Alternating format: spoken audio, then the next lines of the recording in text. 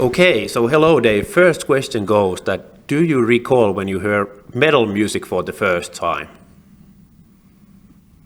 Not metal by its terms today, because what I heard for the first time that was electric guitar would have probably been Kiss or Led Zeppelin, and although they're considered heavy metal for Led Zeppelin and rock and roll for Kiss, when I was young, that was as rebellious as you could get, because everyone thought Kiss was satanic. KISS, Knights in Satanic Service, remember that? Yep. And, I guess a lot of people have their own belief about Jimmy Page, whether he's into the dark or not. So listening to those two bands were really rebellious, and that's kind of what metal is. Metal is a rebellion against pop music, because pop stands for popular, and popular music is the stuff that your granny listens to, that little teeny boppers listen to, and the soundtrack to my life is constantly driving. It's the kind of music that you wanna race cars or fuck or fight to, and I think that's it's a very stimulating music style. So what made you become a musician and pick up a guitar first? And what sparked the sort of like first proper band that you had? The reason I picked up a guitar, it was a graduation present from my mother, and she got me an acoustic, and I didn't really know what I wanted to do at the time. I wanted to be a baseball player.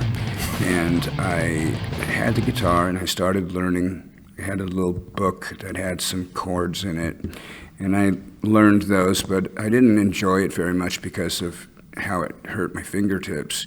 And I kept at it, and I started to notice that it was getting a little easier to play. My sister played piano, and she used to do songs out of songbooks for the Beatles and Cat Stevens and Elton John. I think those were the main three that she had. And so I learned a lot of the chords that they use in their songs. And mainly I was playing guitar because she was so awful. And I've told her that, if it wasn't for you sucking on piano, I would have never been so great at guitar. So that's kind of how it started. So what made you pick up the microphone then? Obviously everybody knows you as a guitarist, but what was the sort of like point that you wanted to pick up the microphone and started also singing? That was a matter of necessity. We were looking for a vocalist, and it had been so difficult. We were living in Hollywood at the time, and we kept getting people to do the auditions, and each time they would show up, they would be the wrong person. They would look wrong. They weren't metal. They were kind of pop guys, or worse, guys would show up that were kind of glammy. And glam was really popular in Los Angeles at the time, especially in Hollywood, but it wasn't my thing. I thought that, I want girls, I don't want to be one, so I didn't want to dress like one. So there was, I think, maybe one or two photo shoots we've ever done the whole time the band was together. One was on the back of P-Cells, and then another one I think was for the video shoot around that, because of the photographer that we used, and that was the last time I ever did that. Now the funny thing is, right before that photo was taken on the back of P-Cells, But Who's Buying, I had just thrown up violently because I was so sick. So if they didn't see the slight makeup on my face and them trying to put stuff around my eyes so my eyes wouldn't look so bad, you probably would have seen that I looked like I had just thrown up for about an hour straight. I don't know what I was sick from, but I do remember that photo shoot going, do I have throw up on me? So when you started singing, were you sort of first like mimicking your idols as vocalist, or were you like immediately trying to figure out your own way to sing, and were you first like doing covers, or did you immediately jump like writing your own music? I started with my own thing. You know, why imitate somebody else? Because then you're kind of their bitch, right? Yep. So I've been my own man ever since I started this thing.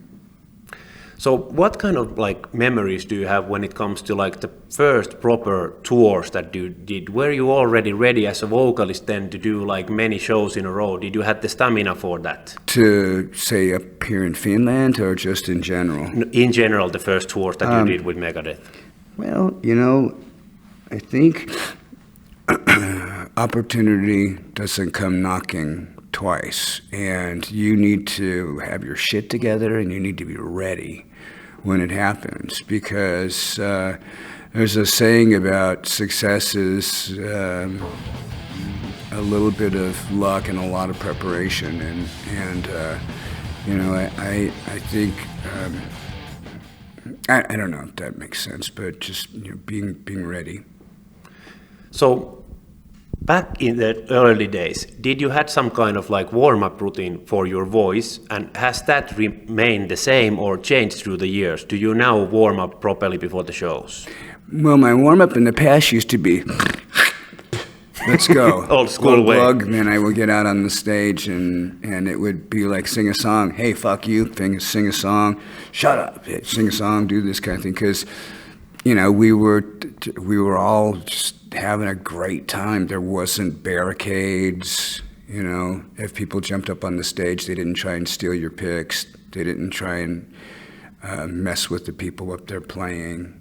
You know, certainly didn't hurt them. And we were tight. I think like I can, because I was there, I can kind of sense a return to the old days, which are the new days, obviously. And it's great because you look out from the stage where I stand and you see all young people and they're having a good time. They're experiencing the music, they're loving life, and that's who I was when I started writing this stuff. I was a young man, and rebellion is a young man's game. So for me to be singing about, you know, my stocks and my bonds and my expensive jets and stuff like that, who can relate with that? You know, yeah. You set your fans up for such disappointment and failure, because if they think that that's something that everyone can attain, it's not. You know, it's for those who work for it, inherit it, or get very lucky. And I like to give our fans the understanding that they can do anything that they want to do if they put their mind to it. It may take a little bit of time depending on what they want to do, but I encourage them to follow their dreams. I did. And, you know, it's the people that get in your way and tell you that you can't do things that you need to get out of your life, because they're the ones that are going to stop you from achieving those dreams. Who would have ever thought, if you would have asked a young Dave Mustaine that I would have lived this long, I would have said no. Or if you would have said that I would have been successful for 40 years straight, I would have said no. I don't believe it. But, you know, you stick to your guns, you have your own personal truth and you stick to it. And you don't have to ever remember the lies, you know. Sometimes you will upset people and disappoint people. There's nothing worse than when someone comes into your presence and tries to change you, you know. It's kind of like, well, what did you like about me in the first place, you know? Getting a vocal singer coach to come in and change my voice would be wrong, because I've sang with the same approach for so long. Making me value my instrument better and be able to perform longer is a different thing. That's a conditioning coach, right? So I think if you pay attention to, you're going to learn what you need. Don't just go and do what people tell you what to do. Just have your own critical thinking, and if something doesn't feel right with your voice, go see an ear, nose, and throat doctor. You may have polyps. You may have throat cancer, like I did, like Bruce Dickinson did. I can guarantee you, if you asked him, he'd probably say the same thing I did, that he didn't expect to get cancer.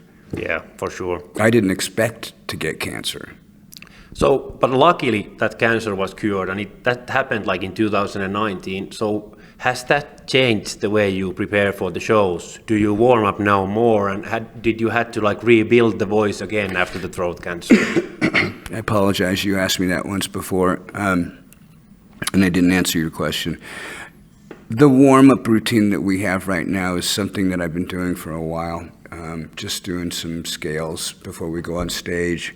And there's a certain period of time in our dressing room we don't let any people in. An hour before the show, we start clamping things down. Half hour before the show, no one, not even family. So at an hour, our dressing room is just us, family circle. Half hour, we start to really get focused. And then during that half hour period is where we change and do our final adjustments, put our in-ear packs on, and get ready to go on stage. The vocal warm-up that we do is an 11-minute warm-up, and sometimes we can get through all of it. Sometimes we get through part of it. The thing is, you don't want to take a vocal lesson right before you sing a concert. Yeah, for sure. Right? That'd be like, going to the gym right before you have sex, I mean, what guy wants to come half empty to do the greatest act, right? But, you make sure that you get warmed up, and then you go out on stage and you give it everything you got. So the times that I go out there and I'm unprepared happen because I'm distracted. I'm either goofing around or I'm in the middle of something very important. And either way, I've found that when I take the time to warm my fingers and my voice up, I have a better time for myself. Because I hear what I'm playing. I can tell if I make a sour note, and it doesn't make me happy to do that. And I don't think just fuck it, you're lucky to be watching me play, bad notes or not. That's not me. I hear them and I think, fuck. You know what I mean? Yeah, for sure. So, I hope that makes sense. Yeah, it does. Are there like some specific foods or drinks that you wouldn't rather have before the show, that you have felt that they affect your vocal cords somehow? Or on the opposite side, that you felt something that helps you with the singing? Well, the obvious is dairy products. Dairy product is bad because of the mucus. Alcohol turns your vocal cords into paper. It's called paper-fi. And your vocal cords get really dry and brittle. Same thing with coffee. So honestly, before I go on stage, I should not be drinking any coffee. But we're a pretty major coffee drinking band. And as far as the drinking is concerned too, I shouldn't drink before I go on stage, but I like to have a glass of wine to take the edge off, and I don't drink it full strength. I have about a third of a cup of wine, and the rest is 7-Up or Sprite or some kind of lemon lime drink, just so that it's not straight wine. One, I don't want to be drunk on stage, and two, I don't want my voice to sort of dry up. Get that paper-fi effect that I mentioned earlier. So, now as far as things that help my voice, it's really funny. There was a vocal teacher I had named Ron Anderson who used to give all of his students this thing. It was called the umeboshi plum. Okay, never heard. Umeboshi obviously is Japanese, right? So this plum is from the Japanese plum tree. Okay. Called the umeboshi tree. Now, the Japanese have a very peculiar diet. Their taste buds are different from mine, what they find savory. And they pickled this plum and made it into a paste. Okay. And it was the worst fucking shit I've ever had in my mouth in my life. So it didn't help you. I mean, I can imagine, if you're one of those coprophagic people, that's probably what that's like, but it was awful. So salty, so bitter. But it did something magical to your vocal cords. Okay, so it did help in the end. Absolutely, 100%. Oh. Now, I went to Nashville to do the Cryptic Writings record with Dan Huff, and we were living in southwestern states. And I got to the studio and I went, oh shit, I forgot my Umeboshi Plum Paste. And the guy there's a redneck and he goes, Umeboshi what? And I said, my Umeboshi Plum Paste. And he goes, what's that? And I went, well, it's just blah, blah, blah, blah, blah, blah, blah, blah, like I just explained to you. And they said, well, why don't you do what Amy Grant does? And I thought, well, Christian music? Is that what you're telling me to do? No, eat Lay's potato chips. Okay, that's interesting. One never heard that. And I said, why? The salt and the oil on the chip will help your vocal cords recover. Okay. Crazy, right? But it does. So we've had a little bag of Lay's potato chips on my workstation ever since we did Cryptic Writings in 1997. So what's that? 07, 17, 6 years. That's 26 years. And they haven't given me a sponsorship yet. They should now, 26 years after. I'll be the Lay's potato chip metal dude playing a big potato on stage. You have released 16 albums with Megadeth so far. Are there like some specific albums that you could pinpoint from the discography that you felt that you've taken like a step forward as a singer? Yes, I think Countdown was the beginning. I think Cryptic was definitely a big step forward. I started singing on Countdown. Kind of tried to continue that on Euthanasia, but Max Norman and I were kind of starting to be at odds with stuff because I had certain tempos that I thought the song should be played at, certain speeds, right? And he slowed everything down. And he said that 120 beats per minute is the secret to hit songs. And I thought, I've been doing pretty good without worrying about making songs 120 beats per minute. But if you listen to Euthanasia, a lot of the songs are around that tempo because Max was the producer. When I remixed it, I tried to make it as close back to the normal tempo that I wanted, but you can't do that without it sounding awful,